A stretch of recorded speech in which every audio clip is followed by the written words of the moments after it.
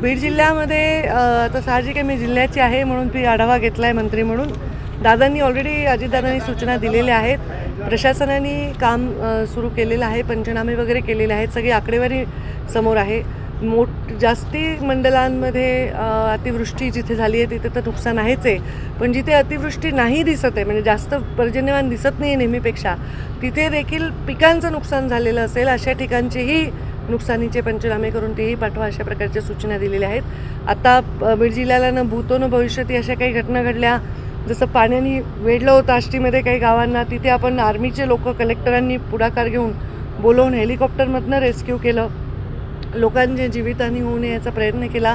ज्यांची जीवितहानी झाली त्यांना मदत, ज्यांचे जनावरं दगावले आहेत त्यांना मदत, आणि त्याच्या पलीकडेही पिकाचं नुकसान या संदर्भातली मदत, कोणाची पडझड झाली आहे घराची, कोणाचे कार्यालयांची, शाळांची, अंगणवाड्यांची, खोल्यांची, ह्या सगळ्या गोष्टींचा एक पंचनामा पूर्ण करून रिपोर्ट त्यांना द्यायला सांगितला आहे. त्याचबरोबर जेवढे पुलं वाहून गेलेत त्याचा एक ओव्हरऑल जिल्ह्याचा आराखडा तयार करून तो मदत पुनर्वसनला सादर करून ते एक बजेट लवकर मंजूर करून घेऊन येणाऱ्या काळात तरी भविष्यात असे होऊ नये.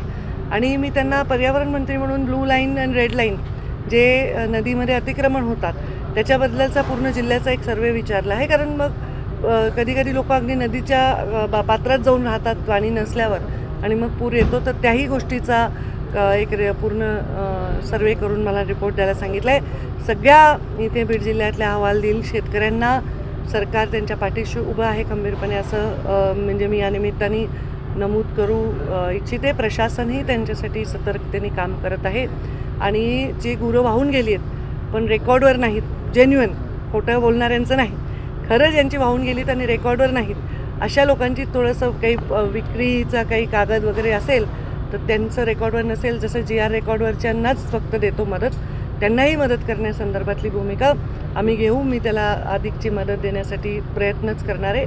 फक्त ते कागदपत्र वगैरे सगळे जमवून घ्या असेही निर्देश मी दिलेले आहेत. ताई, आपण जर बघितलं तर गोदावरी काठी दरवर्षी पूर आल्यानंतर त्या गावांचा संपर्क तुटतो, त्या ठिकाणी कमी उंचीचे पूल आहेत, त्या संदर्भात काही उपाय? सगळ्या जे पूल पडून गेले त्यांना आणि जे जुने आहेत त्यांची उंची वाढवण्यासाठी दोन्हीचे प्रस्ताव दाखल करायला सांगितलेत. आणि संरक्षण भिंती अनेक ठिकाणी लागणार आहेत. आता दादा अर्थमंत्रीच आहेत, तर दादांना मी म्हणेन की त्यांनी जास्तीचं ह्याच्यामध्ये लक्ष घातलं तर भविष्यामधली पूरहानी टाळण्यासाठी दादांचं योगदान मोठं राहील. ताई, घटस्थापना होते उद्या आणि दसरा मेळाव्याची उत्सुकता सगळ्यांनाच आहे, कशी तयारी सुरू आहे, काय आव्हान? हो, उद्या घटस्थापना आहे. मी स्वतः रेणुका मातेच्या दर्शनाला माहूरला जाणार आहे आणि तिथून मी 8 दिवस झाले इकडेच आहे बीड जिल्ह्यामध्ये. दसऱ्याची तयारी लोकच करतात, मला फक्त जाऊन भाषण द्यायचं आहे.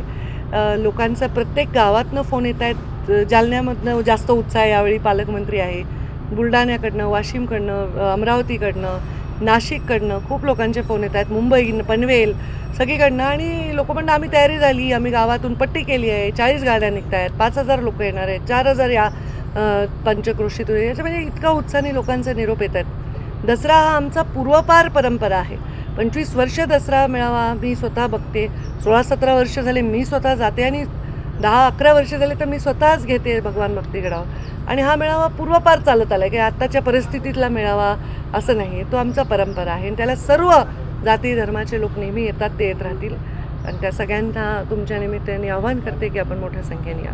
ताई, बीड जिल्ह्यात जर बघितलं तर आपण गेल्या काही दिवसात OBC आणि मराठा आरक्षणावरून वाद होत आहेत, बॅनर्स लावले जात आहेत, त्या ठिकाणी त्या बॅनर्सला काळं देखील फासले जात आहे, फाडले जात आहेत, काय आव्हान कराल जनतेत? काही आव्हान, माझं नेहमीच शांततेचं आव्हान असतं आणि मला असं चित्र मी बघत नाही. मी बघते की जे मी आता मागच्या 2 वर्षामध्ये आता चित्र कसं आहे, प्रत्येकजण हा स्वतःच्या हक्कासाठी लढत असतो. एकाला हक्क पाहिजे म्हणून लढतो, दुसरा आपल्या हक्कात भागीदार म्हणून लढतो. ते त्यांचे हक्क आहेत, ते त्यांचे अधिकार आहेत. परंतु एक सामाजिक वीण इथली विस्कटली नाही जावी ही आमची जबाबदारी आहे, आमचं दायित्व आहे. म्हणजे मी असा विचार करते, आधुनिक काळातले राज्यकर्ते हे राजा असतात त्या 5 वर्षाचे, आणि त्यांनी ते राजासारखं मन ठेवलं पाहिजे. सर्व समाजवेशक त्यांचं धोरण असलं पाहिजे. त्यामुळे मला वाटतं की माझी जी भूमिका आहे ती मी वेळोवेळी स्पष्ट मांडली आहे. समाज एकमेकांच्या अंगावर न घालता आपण कसं याच्यातून मार्ग काढता येईल असा प्रयत्न दोन्ही कमिट्या करत आहेत, OBC आणि मराठा आरक्षणाची.